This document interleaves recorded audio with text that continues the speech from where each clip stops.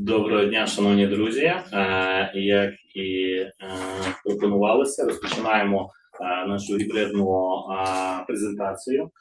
З нами представники Вілістави Ватсон, пан В'ячеслав Андрійко, він керівник Віліставець Ватсон в Україні вже десятки років, і його колеги з США, і з Великобританії, а також США. Пан В'ячеслав, я вам передав слово, можливо, щоб ви представили ваших колег і розпочали також презентацію. Також з нами пан Михайло, Володимир, і ми зараз будемо представляти оцей найбільш потрібний насправді в даному інвестиційному середовищі, яке ми маємо в Україні, а саме війна, оцей продукт, який повинен допомогти більш жваво залучати інвестиції і залучати міжнародний досвід у нашу країну. Пане Іване, дуже дякую. Перш за все, дякую за запрошення, за організацію нашої зустрічі. Ми вже всі звикли, що в наш час ми можемо зустрічатися і, як то кажуть, поза кадром, але все рівно буду вдячний час від часу бачити вас, подорожуючи по Україні. Я в Україні... Давайте я трошки маленький момент. Переклад... Я зроблю переклад. Дякую. I was asking about the translation. Just for you to understand. Yes. All right. Дякую. Я буду робити короткий теж переклад, так щоб наші колеги не відчували, що вони присутні на святі, але не святкують разом з нами.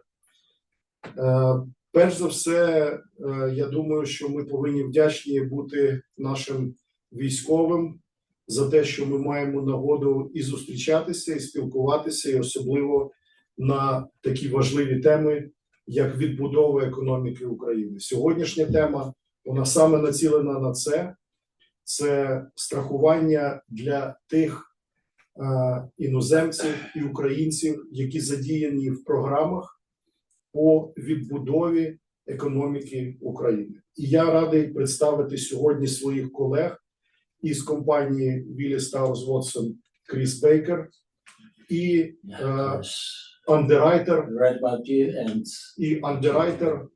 компанії One Advent, лойдівський андеррайтер Алексіс Феннер. So just a brief explanation that first of all we have to be thankful to our Ukrainian military who are defending our country, and that gives us an opportunity to be in Kiev, to speak to the people, and to provide what we believe an interesting concept, an interesting product for those who come to Ukraine with the rebuilding, with the reconstruction missions.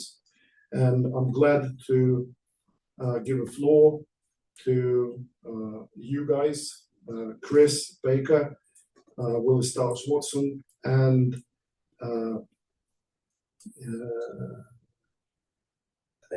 Alexis, thank you, from the Lloyd Syndicate, One Advent. So please, guys. Yeah, so hello everybody, thank you for arranging to meet us. It's very much appreciated. My name is Chris. I'm a colleague of Slava, of Willis Towers Watson. I work in London, and I've worked for Willis for about 40 years, but for the last part of that I've been working in the accident and health department, primarily working with high risk personal accident and emergency medical expense insurance in high risk areas. And since the war here broke out, been spending a lot of time working with clients to help them consider coming into the overseas entities coming into the Ukraine, or Ukrainian entities encouraging visitors to come in and provide insurance for them. Шановні колеги, дуже радий зустрічатися сьогодні з вами. Мене ще раз звати Крис. Я працюю в команді, брокерській команді Willis Watson вже 40 років. Останні 30 років займаюся саме питаннями страхування від нещасного випадку і медичних витрат, евакуаційних витрат для тих працівників, які працюють в зонах підвищеного ризику. Коли розпочалася війна в Україні, ми сконцентрували всі наші зусилля і досвід для того, щоб допомагати як компаніям, працівники яких вже працюють в Україні, так і тим іноземним партнерам, які приїжджають в Україну і допомагають Україні. Okay. My name is Alexis Failer.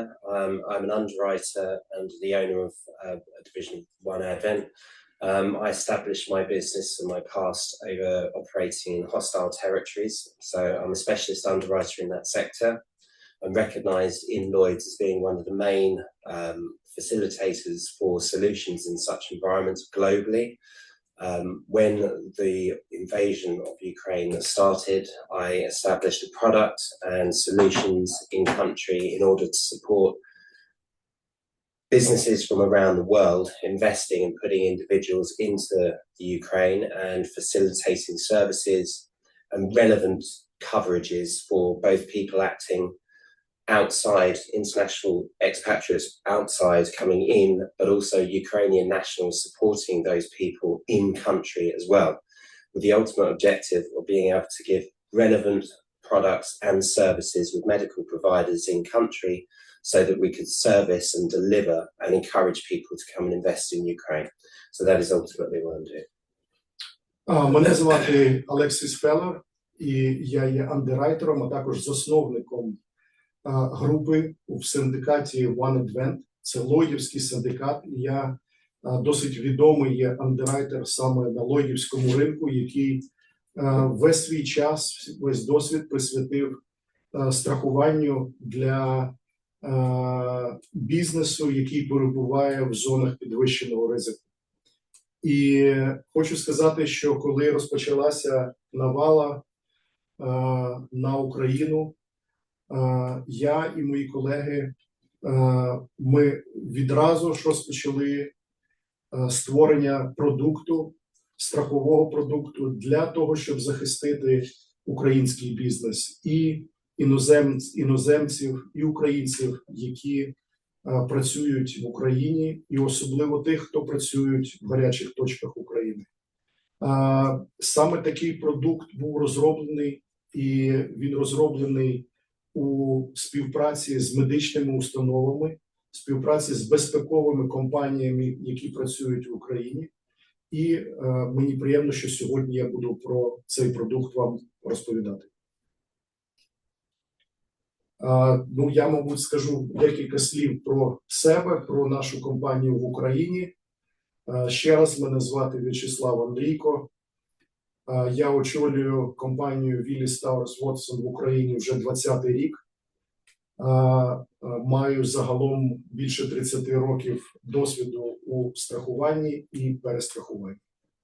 І знову ж таки, мені дуже приємно, що такий практичний продукт, який дуже необхідний зараз в Україні, ми можемо представляти і обговорювати сьогодні з вами. May I ask you one question? Do you have any contacts with Ukrainian insurance companies? No, not at this time. Which one? Well, there's two we've been speaking to on there. Поки що в мене немає великих таких довгострокових контактів з українськими страховиками, крім двох компаній, з якими ми зустрілися вчора. Okay. What are the names of the companies? Одна компанія – це компанія Універсальна, і друга компанія ВУСО. I would highly recommend that you contact Ingo Ukraine, which is ranking among the fifth of the best insurance companies in Ukraine. If you are interested in establishing the contacts, I would recommend, the contacts with the Secretary General or, say, chairman of the insurance company in Ukraine, which is the effective member of ICC Ukraine. Okay. Excellent. Okay. Yeah. Okay. That's good. That's good. Thank you. Thank you. I think we should start with the presentation. Я думаю, що є час підійти вже до деталей презентації. І хочу сказати, що ми її побудували в такому форматі, щоб, по-перше, ви бачили, які вже питання задавалися іншими колегами, з якими ми зустрічалися. Це дозволить вам, на наш погляд, зрозуміти і яке покриття надається, і які основні є фактори даного страхового продукту. Отже, почнемо з того, хто може бути застрахованим і що саме страхується за даним договором страхування. So once again, that's the presentation that we decided to build in such a way that we incorporate questions that we heard from different audiences, and just so that it flows in a simple manner, describing, first of all, what is covered and what and who can be covered. Okay. So if we can start with this, please, Alexis and Chris. Okay, so I have created a product which as follows. We cover what we call capital benefits. So the first phase of that is accidental death, disability on a permanent basis. If somebody's killed or permanently injured or suffers a partial injury, we will pay a lump sum benefit to whoever is entitled to have it, what we call the insured person. The second, those points go to, actually I'll pick up on those points to be honest. We've got limitations under our facility up to $750,000 for the accidental death and disability, otherwise known as the capital sums. Point two is a temporary total disability. So if somebody's injured in the course of their employment and they're unable to work and they're fully incapacitated, we'll pay up to 52 weeks of the salary or what's fixed sum, which is up to $2,000 a week. And then we have the second bit, which is the medical expense, which can cover accident and or sickness. In the case of local nationals, Ukrainian nationals, it's limited to accident only and slightly reduced sums insured. So everything's bespoke around what you can select. And I'll run through that in just a second. But ultimately, that medical service is to ensure up to $750,000 or whatever the client chooses, that we have enough money in the pot to be able to repatriate people to such locations globally as where they originated from. At the moment, we're seeing considerable amounts of expatriates or inbound travel, as I'll call them at this point, international travellers coming from just about everywhere on earth. We're seeing considerable amounts coming from the United States, but also coming from European destinations. So the reason why we've got as high as 750,000 isn't necessarily needed, and it's very expensive to select it, but I would look at where the traveller comes from. So if they're coming from the United States, typically a severe injury or an accident or a sickness, to repatriate an insured person back to the United States could cost anything upwards of $250,000 quite easily. If you're looking at somebody from Europe, you could probably repatriate somebody from Kyiv or west of Kyiv for about $150,000 and stabilizing. So if you can consider at that point, that individual, after they've had that initial repatriation, would then be picked up by their own health service throughout Europe, which is typically normal practice. So that is the core essence of the product. In terms of who can have it or who can buy into it, there are pretty much no limitations on it. Yes. Because otherwise we're going more and more. Okay. Yeah, of course. That's something too. Шановні, я спробую перекласти максимально все, що сказав Алексіс, і почнемо з того, що саме застраховано за цією програмою, і поясню логіку, чому саме ви бачите саме от такі, на перший погляд, великі страхові суми, страхові ліміти. Перш за все, програма страхування націлена на страхування від нещасного випадку і все, що може статися в результаті нещасного випадку. Або це може бути смерть, або це може бути інвалідність, або це може бути постійна непрацездатність.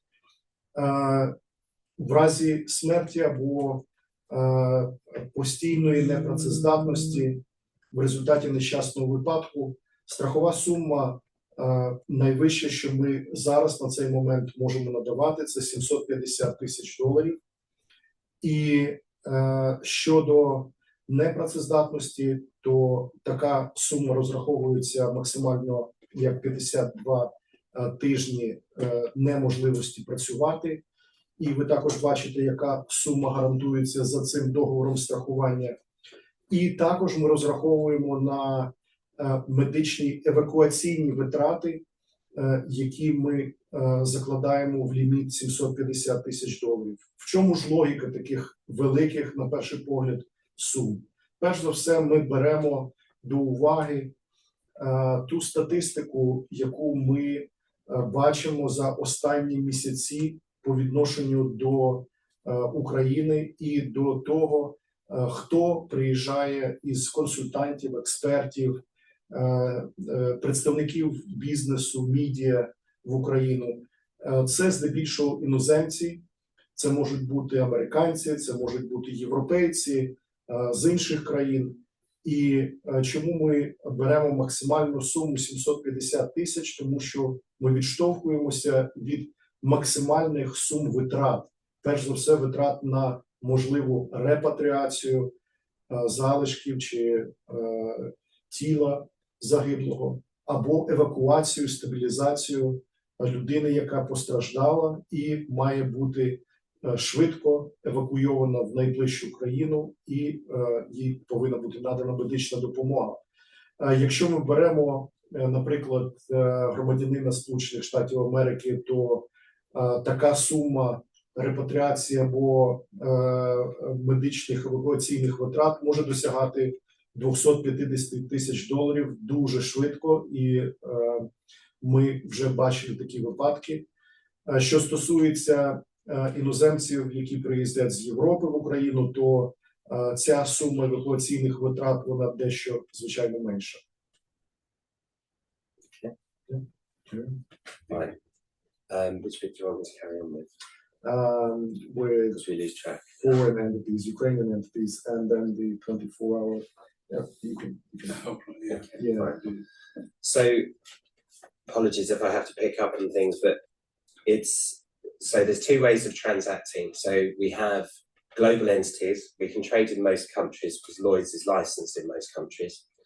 So we can ensure people who are investing or bringing people into the Ukraine who are domiciled anywhere around the world, whether it's Europe or USA, Canada, etc., South America, wherever people are coming in from. And they'll employ foreign nationals or local nationals, and we can also insure the local nationals as well for certain coverages, both on the capital sums but also the accident medical. So it's worth noting that the same services will apply to local nationals who are acting on behalf of foreign insured companies, so to speak. They will have the same claims focus and the same attention as they would normally do for my international clients. In terms of Ukrainian domicile entities who may also be bringing foreign nationals in, whether it's third country nationals from, let's say, France, Germany, Italy, Spain, wherever it is, they will then be under contract to the Ukrainian company. We are not licensed to write direct insurance in the Ukraine, so we have to go through a reinsured entity, which is a local capacity provider. We're already in discussions with various people on that subject, and we've raised one also to work with. Under those circumstances, it will be reinsured, but the same service levels will apply. Same wording, so it's exactly the same round product, and the same claims management process will apply, which I'll walk through on one of the separate schedules. Дуже важливо відмітити саме, хто може бути нашими застрахованими особами. По-перше, ми не розрізняємо іноземців і громадян України. Для іноземців, які приїздять в Україну, і для українців, які можуть або працювати на іноземній компанії, або знаходитися в Україні і працювати від імені українських компаній, поліс страхування, умови страхування однакові. В чому полягає різниця? Звичайно, що ми працюємо з іноземними компаніями, можна сказати, напряму, де ми зразу ж можемо видавати відповідні поліси страхування і отримувати від таких компаній страхові внески. Що стосується українських громадян і роботи з українськими компаніями, то ми не маємо ліцензії в Україні, і тому ми співпрацюємо з українськими страховими компаніями. І, як вже було сказано, з деякими ми почали знайомство, з деякими, яку ви назвали компанією, ми будемо раді познайомитися найближчим часом. І, звичайно, що трошки будуть відрізнятися параметри роботи, але ще раз кажу, що умови страхування, умови того, який продукт ми надаємо, не відрізнятися. I have a question to you. Do you have any fixed subscription fee for the policy of the insuring company? No, as in the reinsurer. Yeah. The reinsurer typically sets their own fee for it. So you won't, multiple different ways of doing reinsurance, and I do quite a lot of it globally. So it is down to the insurance companies that we select, or who select to deal with us, to set what they want as a fronting fee. Now that fronting fee typically is between anything from 5 to 15%, depending on what their own financials are. 5 to 15. Okay. So, which is typically normal for the profit margin for a Lloyd's syndicate is typically that. And you, if you were a reinsurer, you'd be 100% reinsuring that back out to us. Okay. So you're not retaining any risk at all. You're just simply charging an administrative fee. Yeah. Okay. That's So, a good option. Yeah, that is generally the only option that most people work to. I see. If you are retaining or have intellectual property over it, so if in the Middle East we do a lot of reinsurance, then that's a very different thing. I see. Таня, а вот компания Инга Украина присоединилась к нам или нет? Там еще кто-то хочет признаться. Посмотри. I'm just checking if Наразі немає. нету. Okay, anyway, I just reiterate my suggestion that what ICC Ukraine, we just contact Inga Ukraine. This is, you know, the highest ranking company of insurance in Ukraine. And if Jensen, you can provide your business details, I will communicate, you know, directly. Okay, excellent. Thank you. Я зроблю невеличку ремарку, переклад стосовно роботи по перестрахуванню. Отже, якщо застрахована особа є українською компанією і має за мету застрахувати українця або українських спеціалістів, то це можна зробити через відносини перестрахування. Отже, має бути український страховик, який буде працювати з нами, буде передавати в перестрахування 100% ризику, і, як правило, комісійна винагорода за таку співпрацю буде складати від 5 до 15%.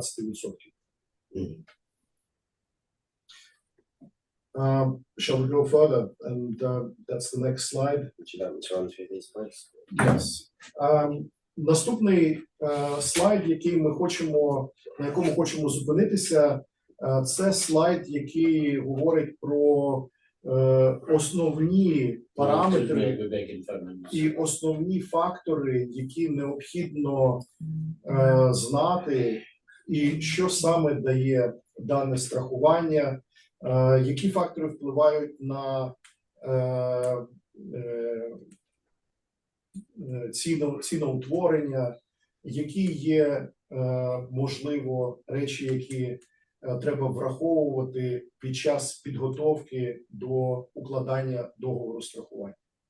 So, Alexis, Chris, if you can please describe the key information, the key benefits that the program provides, perhaps some of the factors that influence the price, what zones you have, geographical zones you have in the product, and Ukraine specific. Yeah. Ukraine specific, and what essentially are the important things for the clients and yourselves when you get together and formulate the coverage.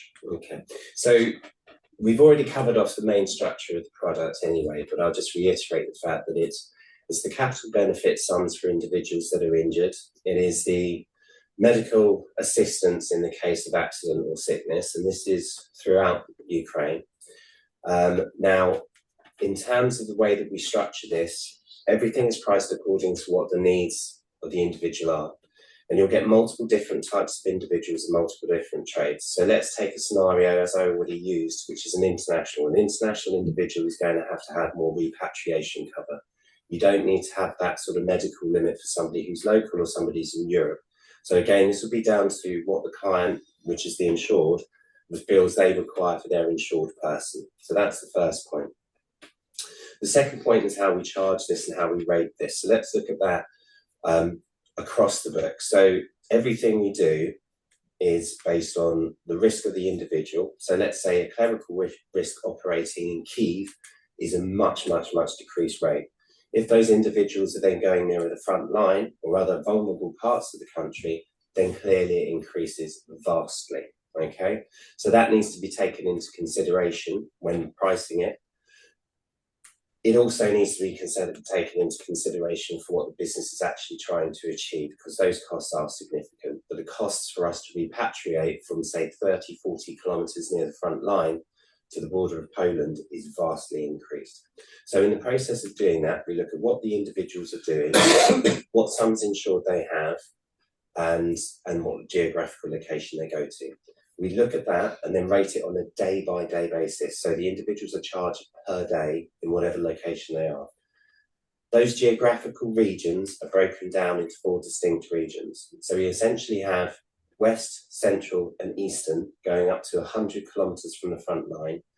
We then charge a much higher rate going up to 44 kilometres from the front line due to artillery range. And then 3 incremental levels going right up to the front line, all daily rates, so you can have a hybrid of an individual travelling from one side of Ukraine paying one rate right the way through to the front line and back again charging in. That means you don't end up paying more than what you need for where you are. Okay, is that enough? Yep, that's enough.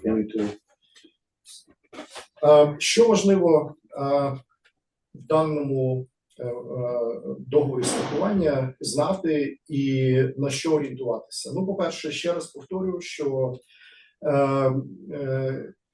основними факторами є, скажімо так, громадянство застрахованої особи.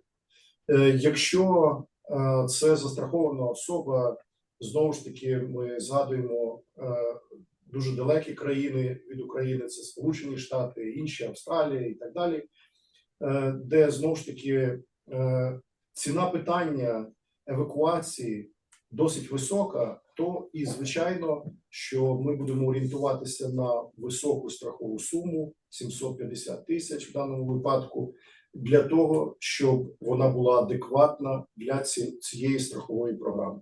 Якщо ми маємо справу з громадянином України або європейської країни, скажімо, якщо це країна Східної Європи, Польща, Румунія, то, звичайно, що такий поліс з такою страховою сумою, можливо, буде не зовсім доречний, можливо, ця сума буде зменшена, і, відповідно, евакуаційні витрати також не повинні бути дуже високі. Що ще впливає на тарифікацію? Звичайно, що на тарифікацію впливає ризиковість тієї чи іншої професії. Чим саме займається людина? Якщо це офісний працівник, який перебуває весь час або в центральній Україні, або на заході країни, то, звичайно, ризиковість такого перебування і такої роботи, вона досить низька. Зовсім інше, якщо це, наприклад, людина, яка або навчається, або є інструктором, або виконує безпосередні роботи по розмінуванню, наприклад. І у нас є такі випадки, де спочатку на заході України людина навчається, а потім вона їде і свої знання, відповідно, використовує там, де є більш небезпечна ситуація. Таким чином, ми ще говоримо і про те, що Україна для цілей андеррайтинга, для цілей ціноутворення розділено на 4 зони. Це зона Захід, це зона Центр України і це зона, яка ділиться на 2 частини, це Схід України. Чому на 2 частини? Тому що ми розділяємо те, що на Сході більше 40 кілометрів від лінії фронту, і те, що входить в межі 40 кілометрів до лінії фронту. Саме 40 кілометрів – це та дальність артилерійських прильотів, які, на жаль, є постійними в даній місцевості. Тому, звичайно, коли ми надаємо покриття для перебування саме в 40-кілометровій зоні, то таке страхування стає досить коштовним. І, отже, ви також розумієте, чому саме воно стає дорогим.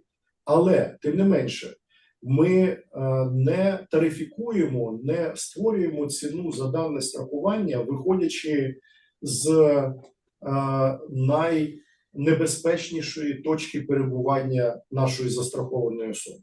Ми все ж таки страхуємо відповідно до кожного дня перебування.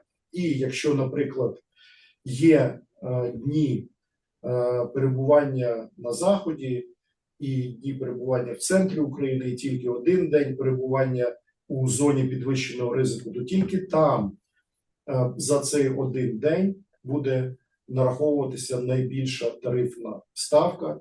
Звичайно, інші дні будуть нараховуватися по ставці іншої географічної зони. Можна коротке запитання якраз в ракурсі.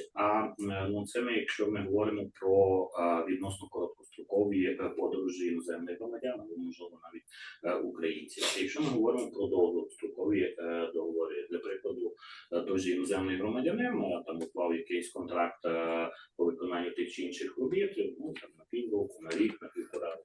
Чи є якісь додаткові можливі знижки або так звані довгострокові пропозиції?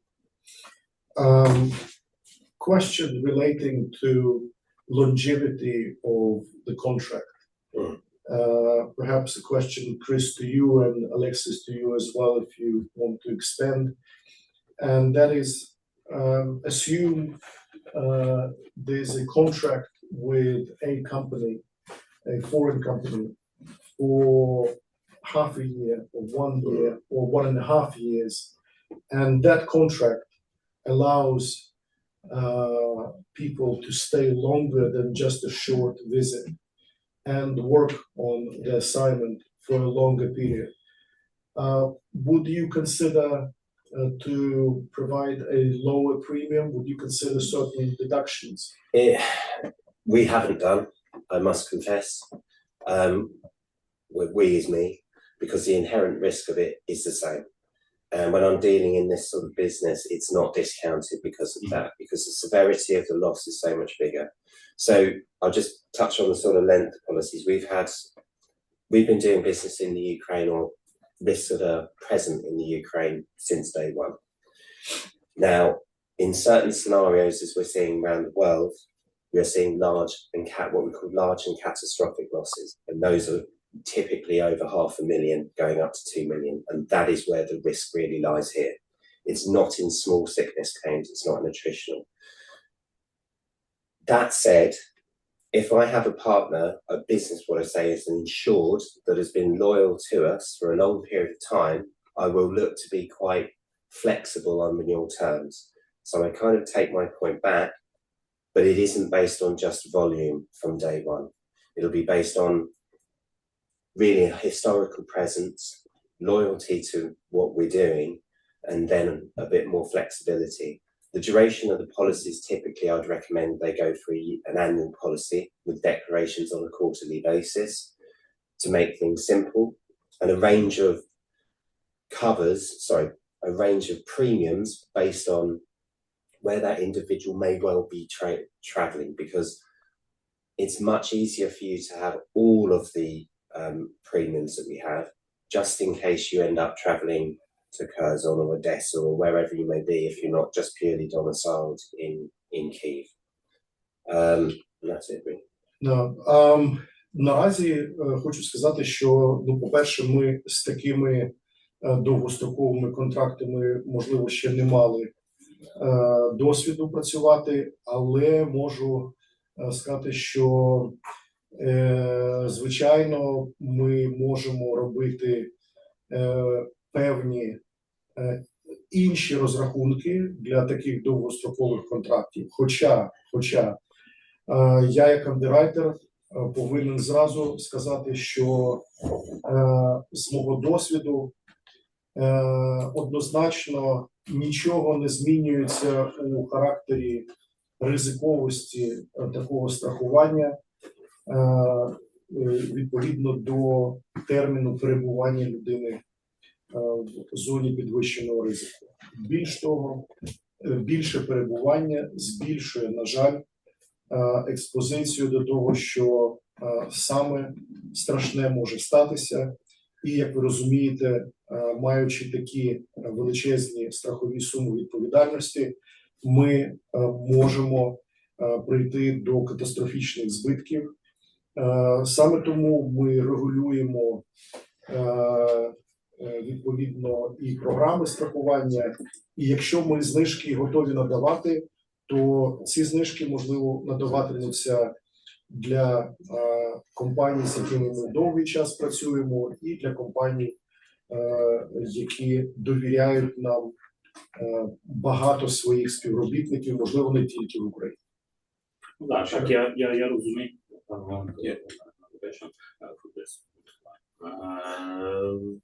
Так, я розумію, мабуть, що це зрозуміло, що від довжини контракту ризики не зменшуються. Ризики одні ті ж самі, це зрозуміло. Тоді є наступне запитання.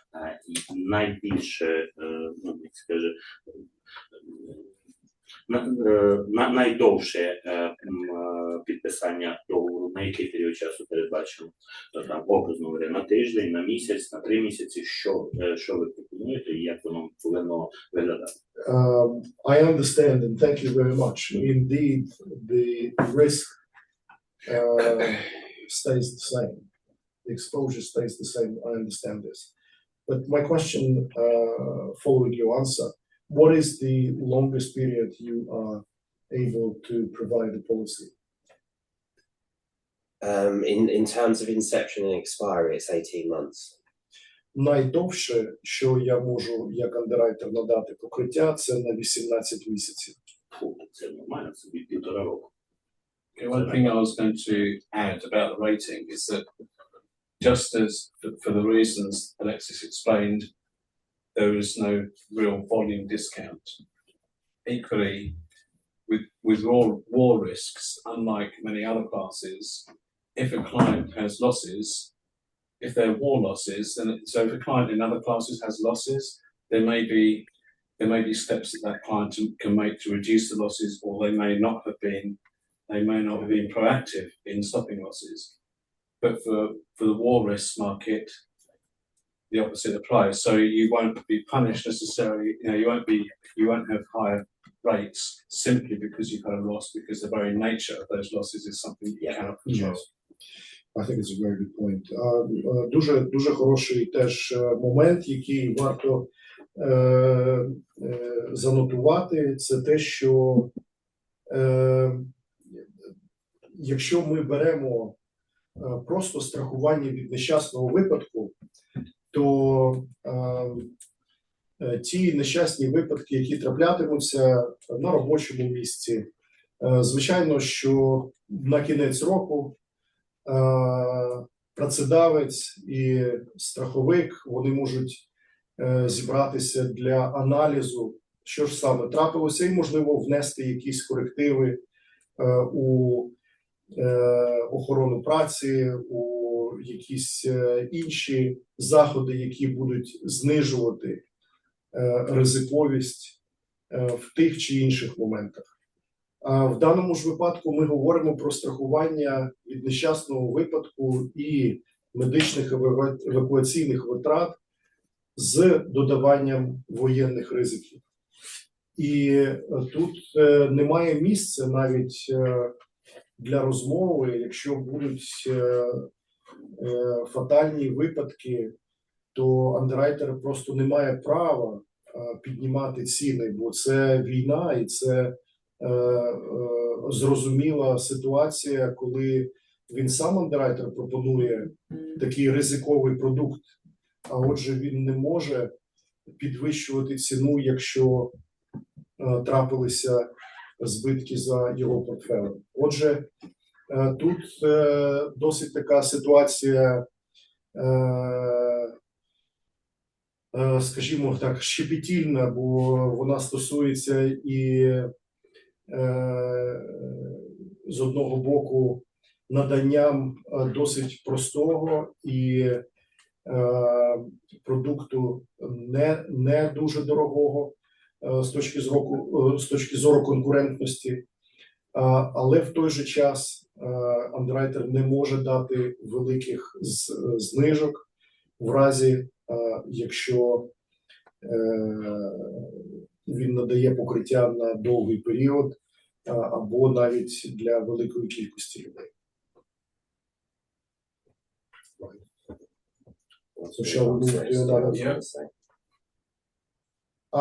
Для того, щоб дати трошки більше вам розуміння механіки, як саме працює програма, коли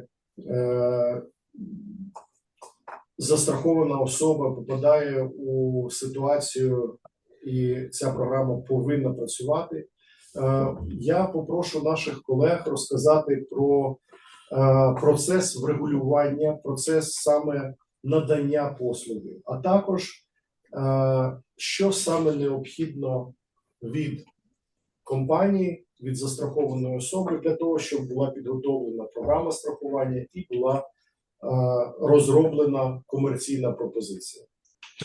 So, lastly, this slide, I would like you to comment on the claims process and especially explain the mechanics, what happens if there's an unfortunate situation and somebody really needs the service to be activated. Mm-hmm. And also, in the end, what is needed. And Chris, perhaps you will elaborate on what is needed for the client, for the company, what information to give to us brokers, give to Alexis to calculate the commercial proposal, the quotation. Okay, I'll pick up on the claims process and I'll pass to you in a second. So, Excellent. okay, so since day one, I have a global relationship with Sega. Sega are one of the largest international evacuation, repatriation and claims organising services on earth.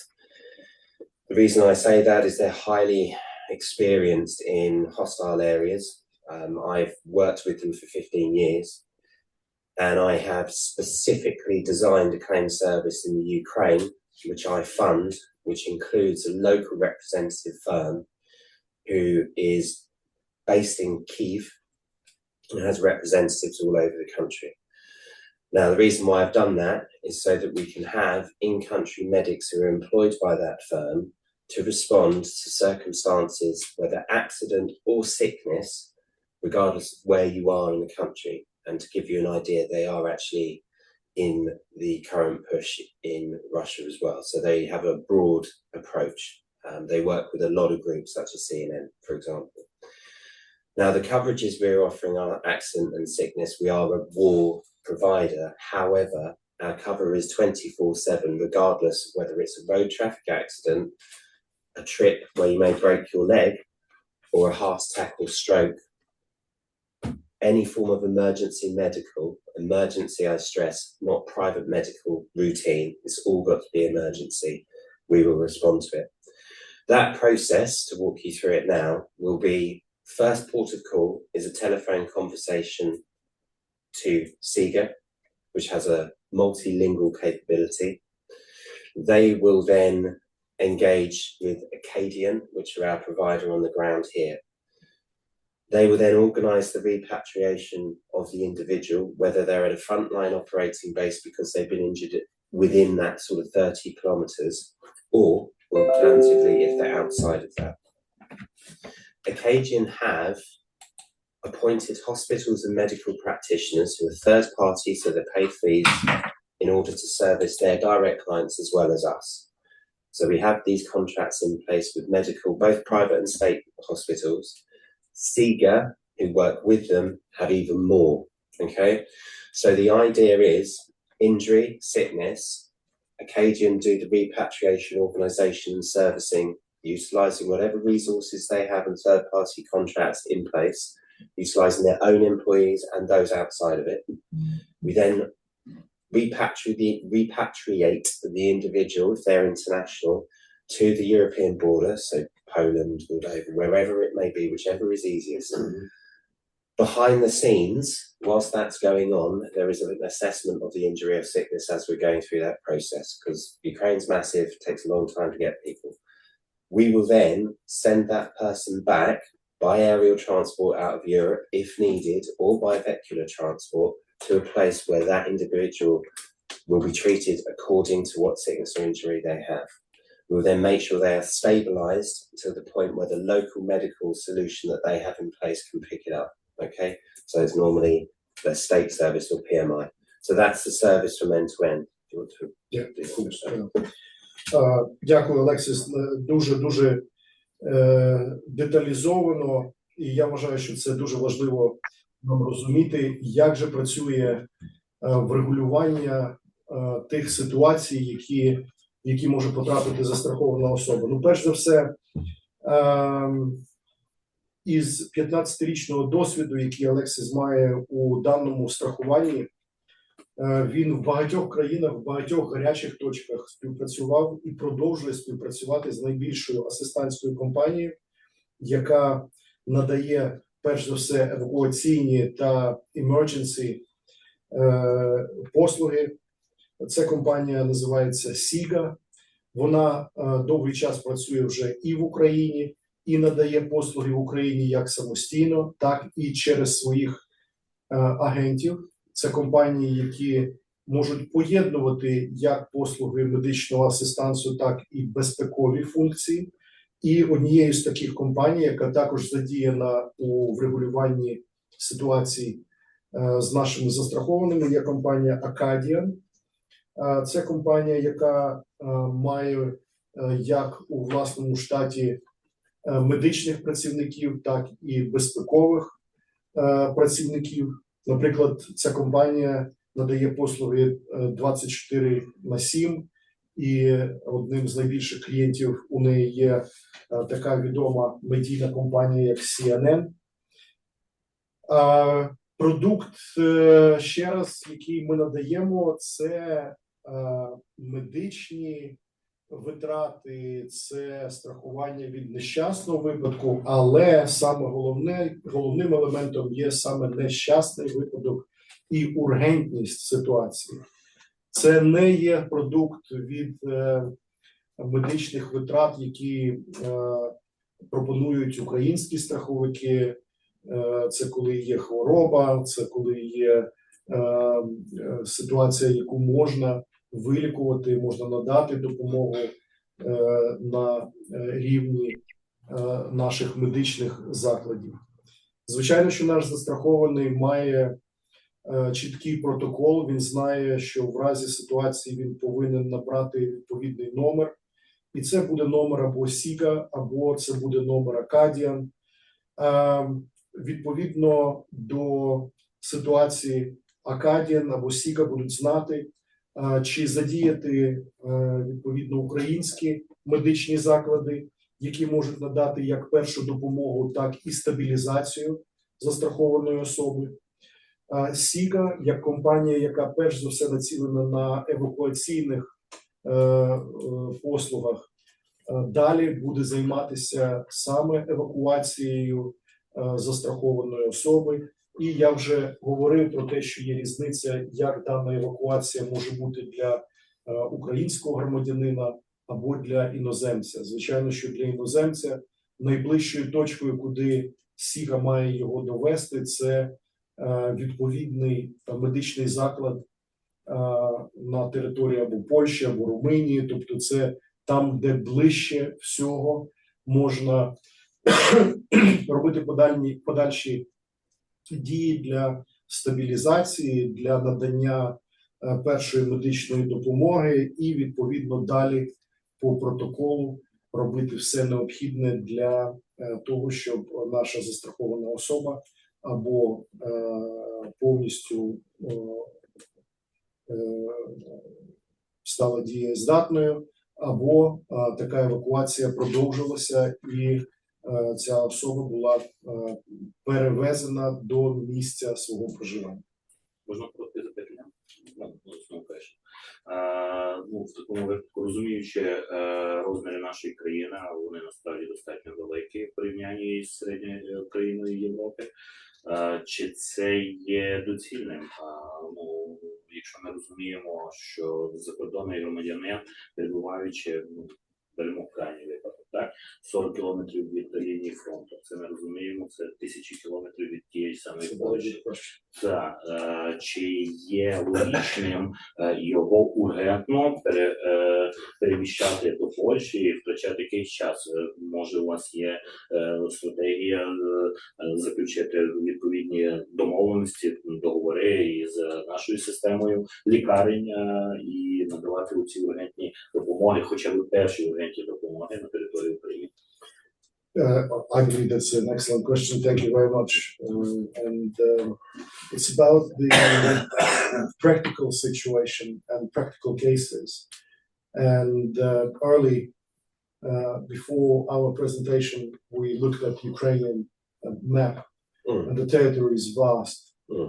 And if an urgent situation happened, let's say in this 40-kilometer zone, the proximity to the western border could be 1,000 kilometers. Yes. And 1,000 kilometers with a closed sky presents a tremendous difficulty. And so logistically, have you analyzed whether stabilizing the insured, whether providing services to the insured, medical services to the insured, could be rather done in Ukraine, yes, than to risk life of that person and transport him to the nearest western border? So just to touch on this, so how I'm going to process map it. So an individual, if they're injured far over to the east, we look to stabilize. So there is a process, as I alluded to. We'll have medical specialists in Ukraine. We've also got chief medical officers in the UK. They will have to, between the two of them, decide whether that individual can be moved. Okay? Ну, перш за все, мабуть, треба окунутися трошки глибше в сам процес. Як буде відбуватися, по-перше, комунікація між лікарями, а також як буде відбуватися процес надання послуги застрахованій особи. Ну, як тільки щось відбудеться, ви праві, в територіально, географічно дуже далеко від кордону, то, відповідно, є сенс спочатку надання послуги локально. І для цього лікар, призначений тут в Україні, буде мати зразу ж зв'язок з призначеним лікарем, скажімо, в Великій Британії. So each case is treated on a case-by-case value. Але, звичайно, що кожен випадок, він має свої нюанси, він відрізняється від іншого. Okay. Do you want to move on to the details? So in order to get a quote for this product that we've talked about, we need limited information, really. We need to have the name and address of the entity that is interested in buying. We need to have details of the activities that they're undertaking and where they're going to be doing it. And that can be different locations. You know, you might be spending 1 week in one place, 1 week somewhere else, or you might have staff that are based in one place or based somewhere different. if we need to know whether there's any security arrangements that the company already has, and then an idea of how much travel there's going to be. Now that might be that some staff are already here and permanent, or semi-permanent. It may be that there are expats coming into the country. So we like to build an approximate number of what we call travel days in Ukraine, and an idea of how many of those days are spent in which geographical region. It doesn't have to be precise, but it's just a way to calculate what the premium is likely to be. So we would charge a premium. We would then ask the client to monitor the usage of the policy throughout the period and where that policy is used geographically. And at the end of the period, or at the end of an agreed time, we will adjust the policy so that the end result is that you only pay for the premium that you use. Відповідаючи на питання, яка саме необхідна інформація для того, щоб підготувати комерційну пропозицію по вартості такої програми страхування, перш за все, Кріс каже, що такої інформації треба мінімум. Перше, це назва і адреса юридичної особи.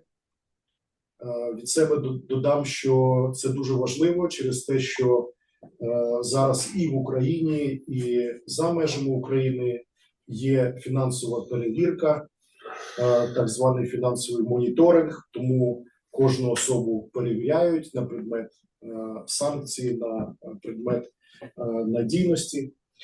Також наступна інформація, яка необхідна, це чим саме будуть займатися ті люди, які або працюють вже в Україні, або приїжджають в Україну, і в якій локації географічній.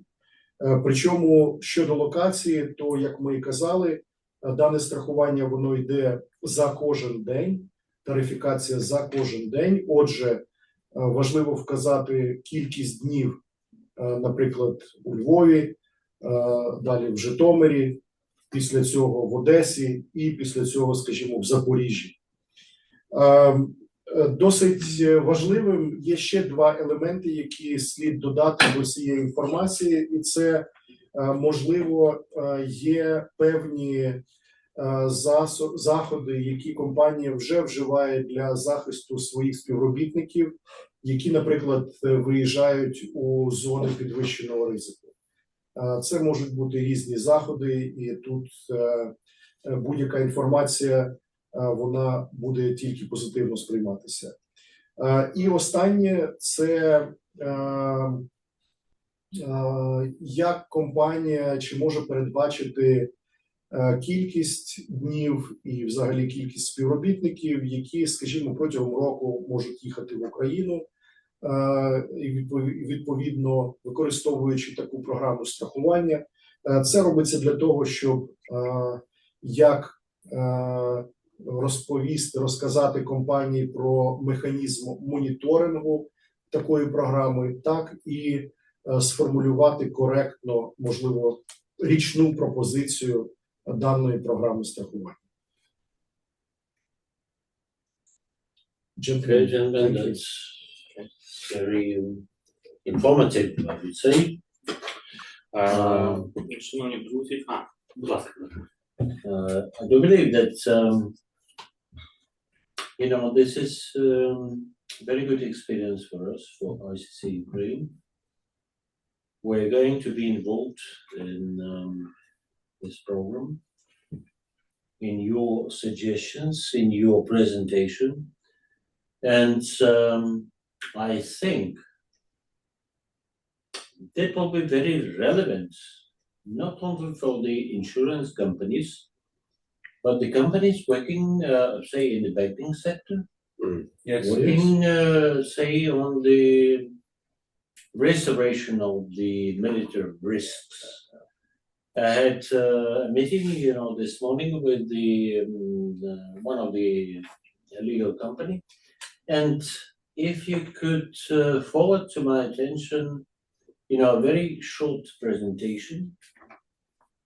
No, I read it. No. No, this is Okay. exactly the short I will presentation. use it. I will forward to one of the, not one, but 1, 2, 3, 5 insurance companies, and to our members from legal companies. Among them are Osters, Cameron McKenna, and so forth, Yes. Winston and Strawn. And I think this idea is very relevant for today. And I do believe that, there will be some results at the end of the day. Good. Thank you. I will need your, business details, your email, and so forth. Yeah.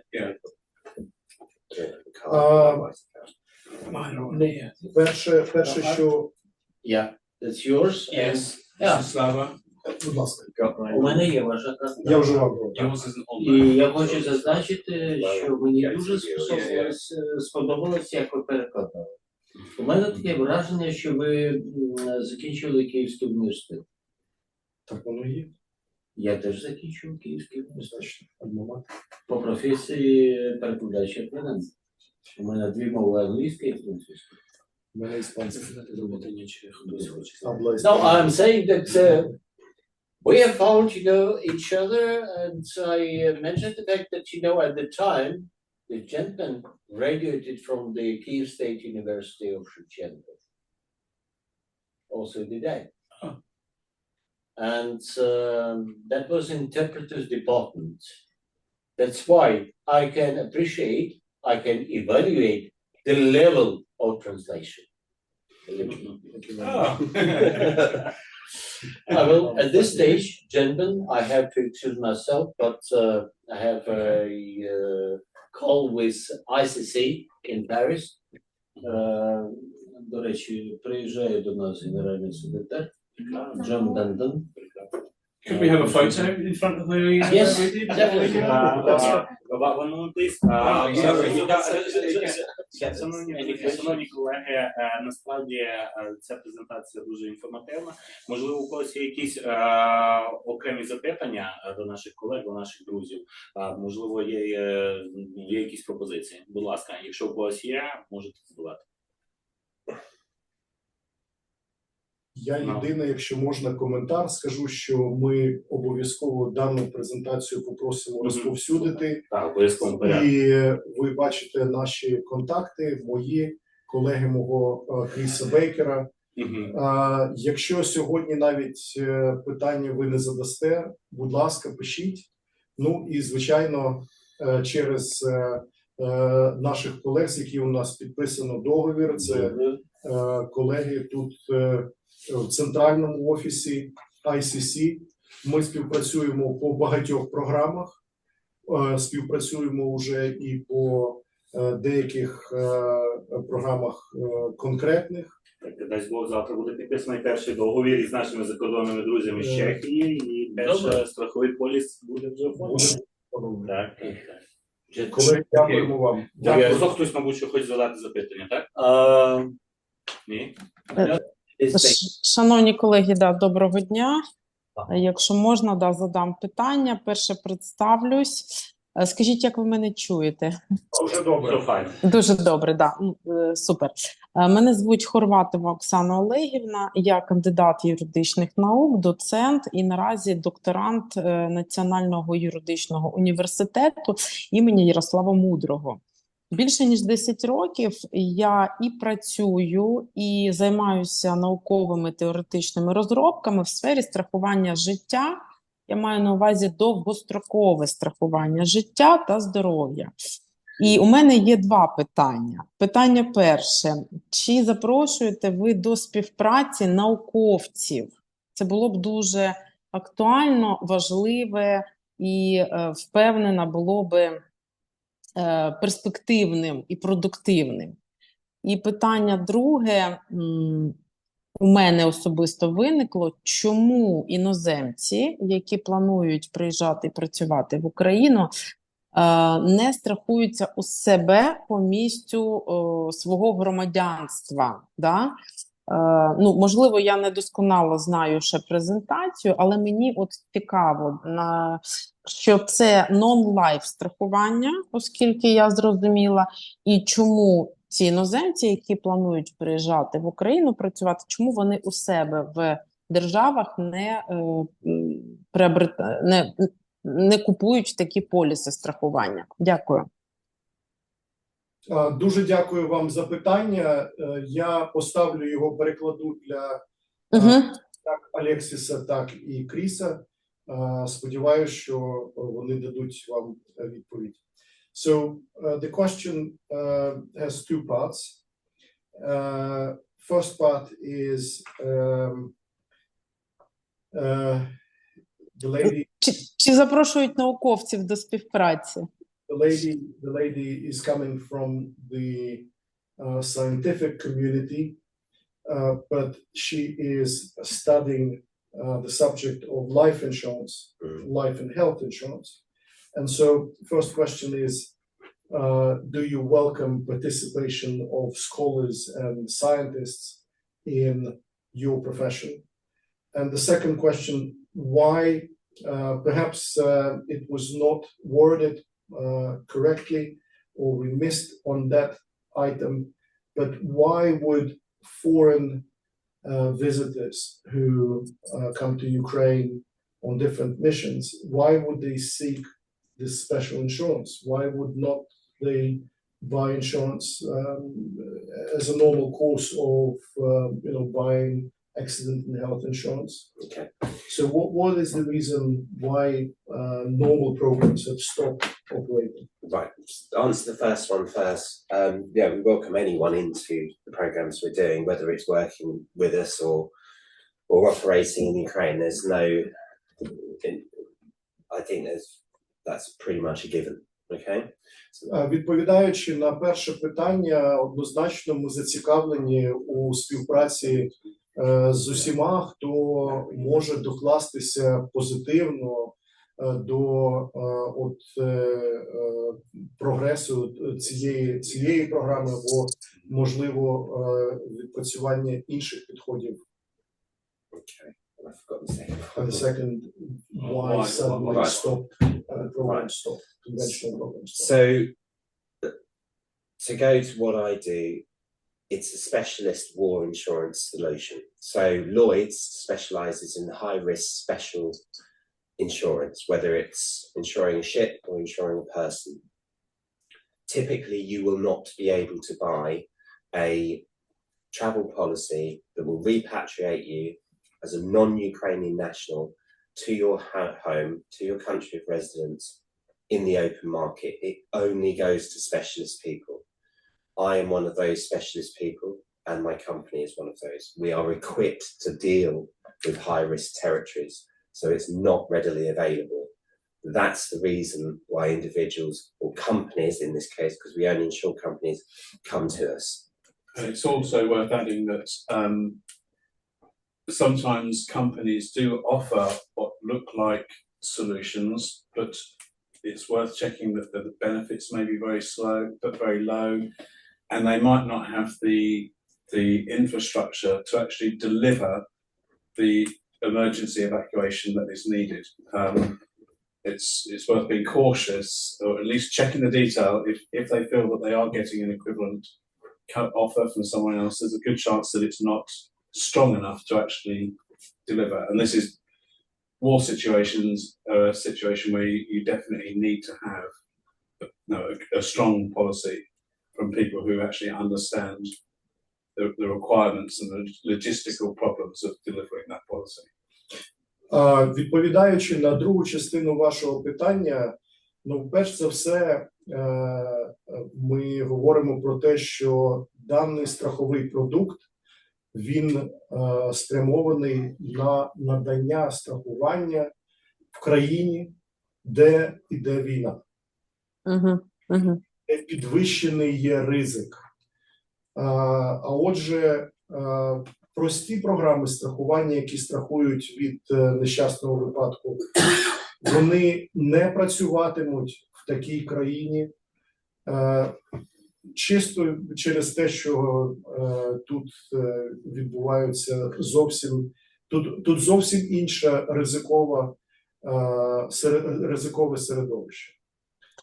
Отже, Lloyds, який є лідером у наданні, можливо, єдиним, хто надає страхування у ризикових країнах, а також страхування у країнах, де йде війна, саме Lloyds може надавати таке страхування. І от Алекс, він сказав, що він є саме тим андеррайтером, який довгий час отримує від Lloyds погодження на створення таких унікальних програм страхування.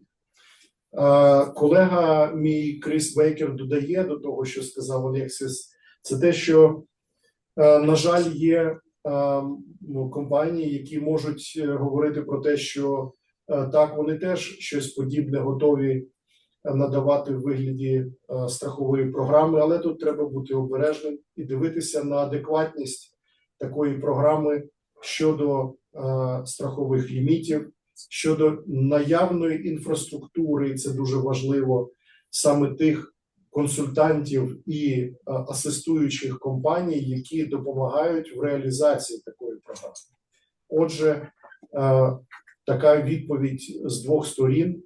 Перше, це програма, яку сьогодні презентували, вона є спеціалізованою для саме країни з підвищеним ризиком.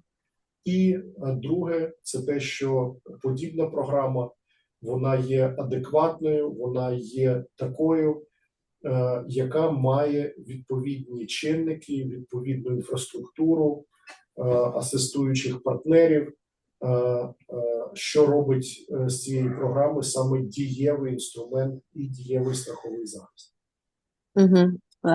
Дуже дякую, зрозуміло. Thank you very much for your answer. Thank you. Дякую. Так, більше немає, так, запитань, шановні друзі, колеги? Дякуємо тоді за гарну презентацію. Насправді це допоможе, я впевнений, просувати ті проекти, які напрацьовуються в нашій країні, і збільшувати їх кількість. Тому що ми всі розуміли, що останні 2 роки от таких от продуктів вкрай не хватало для того, щоб більше відкрити нашу країну для міжнародного бізнесу, для людей з-за кордону, які готові теж таки працювати в нашій країні. Well, first of all, thank you very much. I do believe that a solution that you presented today will open up much more opportunities for, first of all, for Ukraine, but most importantly for those people who come with different missions of rebuilding and reconstructing the Ukrainian economy. And that is so badly needed. We didn't have lean and simple products that you described today 2 years ago, a year ago. Hopefully now we'll start using your proposition and you will definitely hear from us. Very good. Right. Thank you very much. Дякуємо. Thank you so much. Thank you very much. Thank you. Thanks. Пане Іване, я теж хочу сказати дуже дякую за, по-перше, організацію, за ініціативу провести такий семінар. І ще раз хочу сказати, що вся інформація, яка у нас є, ми її залишатимемо і передаватимемо членам Сесії. Так, звичайно, що ми розповсюдимо серед всіх наших членів і відповідно всі інші зацікавлених організацій, які хочуть. Ну і звичайно будемо далі працювати в цьому напрямку. І будемо від вас чекати ще нових і цікавих продуктів, які будуть допомагати. I would like to assure you, I said that we are so thankful for organizing this seminar, that we will share all the materials, that we will answer questions which probably people didn't ask today. And Ivan says that definitely we thank you for presenting such an interesting product, and we look forward to having more opportunities to meet and discuss other facts together.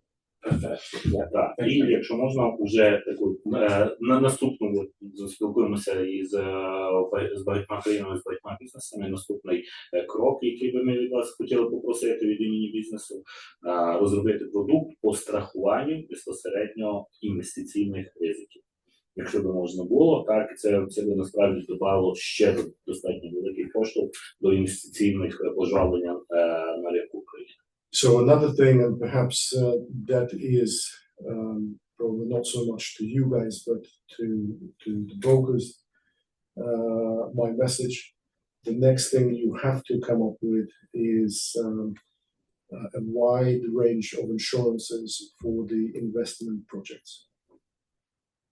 Okay. So basically what we're working already on political risk and on political violence, that's what we do. Будемо раді. Thank you, Ivan. Дякую. Ми попросимо Тетяну зробити фотографію. Так, будемо вдячні. Так.